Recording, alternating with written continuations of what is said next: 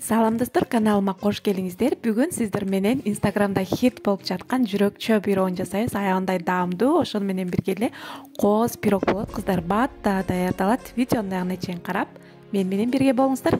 Эң биринчи жумурткаларыбызды ушундай кылып салып алабыз дагы.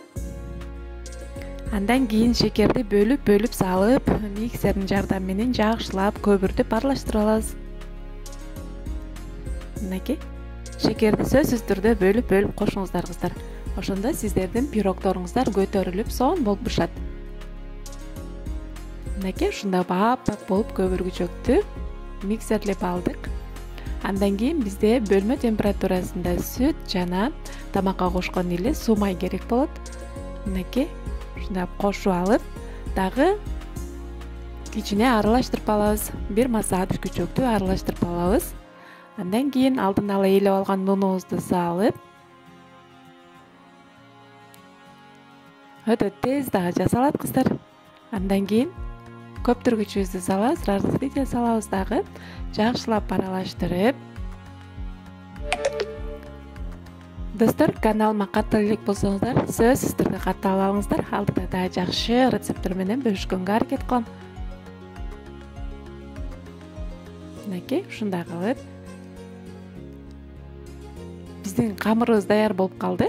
Эми башка бир идишке ушундай кылып кашыктын жардамы менен 2-3 кашык бөлүп алыңыздар. Бул биздин пирогубуздун үстүн кооздогонго керек болот. Андан кийин формабызды даярдап, куюп бир четке ала турабыз да, жанагы бөлүп алган тестабызга кичине боёгучтан кошуп, краситель кошобуз дагы ушундай кылып аралаштырып алабыз. Мынакей сонун ушундай кыпкызыл өң келип чыкты.